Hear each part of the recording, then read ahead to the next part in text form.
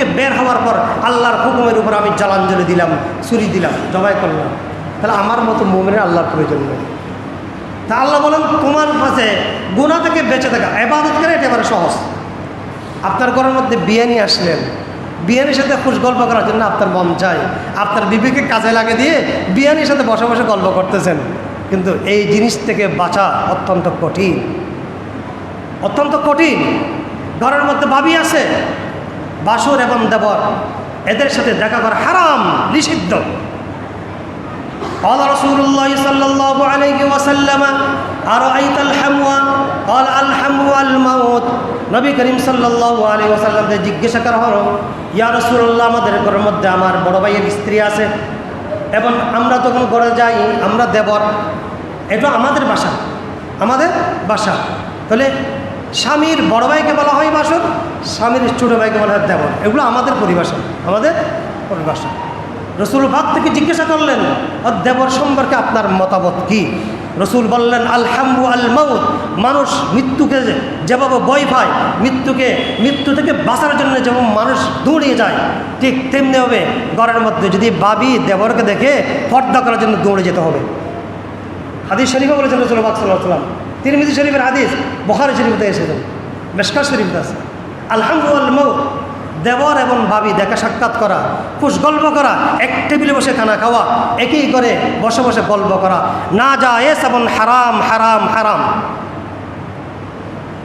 কিন্তু আমাদের ঘর আছে এটা, হ্যাঁ, আমরা মসজিদে আসে, আমরা ইস্তেগফার করি, নামাজ পড়ি, তাহাজ্জুদ পড়ি, কিন্তু ভাবি থেকে পর্দা করি না। আলহামদুলিল্লাহ সুম্মা আলহামদুলিল্লাহ, আমি সকল জনগণের সামনে এটা কথা বলতে পারি, আমাদের পরিবারের সেই পর্দার বিধান এখনও রয়েছে। আলহামদুলিল্লাহ, এটা আল্লাহর উপর শুকরিয়া করে বলতে পারি।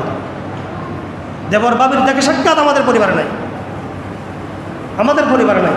আমরা যখন বালক হয়ে গেছি, বালক হওয়ার সাথে সাথে আমরা আগে খানা খাইতাম ওই পিছনের ঘরে, খানা খাওয়ার পর আমার বাবা নির্দেশ দিয়ে দিলেন, আমার বড়বা নির্দেশ দিলেন আমাদের জন্য বারান্দায় খানা নিয়ে আসা হবে, এই ঘর থেকে আর ওদিকে যাবে না, সীমানা নির্ধারণ করে দিলেন। বালক হওয়ার পর আল্লাহর কসম করে বলছি, আল্লাহ হাতে কোরআন কারীম আছে। আমি যখন ফুকারি মাদ্রাসায় পড়ালেখা করতেছি, একদিন আমার ভাই আমাকে ডাকলেন, আমার ভাই আমার উস্তাদ, আমাকে বললেন তুমি লজিন বাড়িতে খানা খাও। হ্যাঁ, লজিন বাড়িতে খানা। খানা কোথায় খাও? আমি বললাম এই রান্নাঘরে খাই। ওদের সাথে কি মেয়েদের সাথে তোমার সাক্ষাৎ হয়? হ্যাঁ। তোমার বয়স এখন 15 চলতেছে, তুমি বালেক হয়ে গিয়েছো। আমার বড় ভাই আমাকে শিক্ষা দিচ্ছে, বলছে যে আজকে থেকে যাইয়া বলে দিবা যে তোমার লজিন বাড়িতে খানাগুলো বারান্দা নিয়ে আসার জন্য, তুমি আসতে ওদের সাথে দেখা সাক্ষাৎ করবা না, আমি বড় হয়ে গিয়েছি, এরকম কথা বলে দিলাম। আমি সঙ্গে সঙ্গে বলে দিলাম।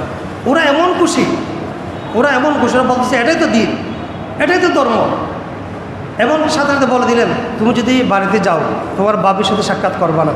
যে বড় ভাই এখনও বাঁচি আছে, এখনও ফুকারি মাদ্রাসার মুহাদ্দিস, মুসলিম শরীফের দারাজ দেয়, আমার উস্তাদ, আমার বড় ভাই রুমে থাকতাম আমি।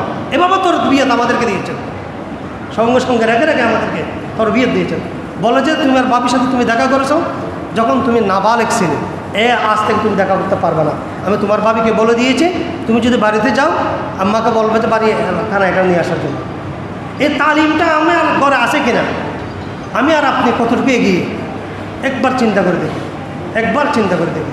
এগুলো অনুভূতি সৃষ্টি হওয়ার জন্য বলতেছে, একটু গল্প করার জন্য নয়। আজকে অহরহ ঘটনা আমাদের সমাজে, আপনাদের সমাজে, সকল সমাজে সংগঠিত হচ্ছে একমাত্র দেবর ভাবির মধ্যে। কি কারণে? পর্দার বিধানকে লঙ্ঘন করার কারণে। পর্দার বিধান মেনে নেওয়াটা ফরজ, এটা ফরজ আইন। পর্দা সম্পর্কে আল্লাহ পাক রব্বুল আলামিন একাধিক আয়াত নাজিল করেছেন। ইসলামের অবিচ্ছেদ্য অংশ। নামাজ যেমন ফরজ, যাকাত যেমন ফরজ, হজ যেমন ফরজ, পর্দার বিধান মান্য করা তেমন ফরজ। এখন আমরা কেমন মুসলমান? আফাতুমিনুনা বিবাদিল কিতাব ওয়া তাকফুরুনা বিবাদ। কিতাবের কিছু অংশ আমরা মেনে নিই, আর কিতাবের কিছু অংশ আমরা মেনে নিই না, অস্বীকার করি। এমন মুসলমান আমরা। ইসলামের কিছু বিধান আমরা মানি চলি, আর কিছু বিধানকে আমরা জলাঞ্জলি দিয়ে চলি। তাহলে আমাদের উপর আযাব না আসে কাদের উপর আসবে?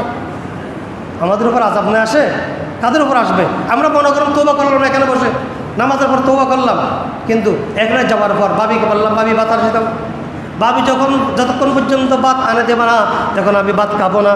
কীরকম অভিমান! হাই রে হাই, এই দুষ্ট লোক! তোমাকে কে বলেছে মুমিন নাম রাখার জন্য? কে বলেছে?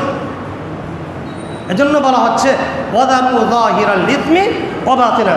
আমার আল্লাহ বলেন ছোট থেকে ছোট, বড় থেকে বড়, প্রকাশ্য থেকে প্রকাশ্য এবং অপ্রকাশ্য সকল প্রকার গুনাহ ছেড়ে দিতে হবে।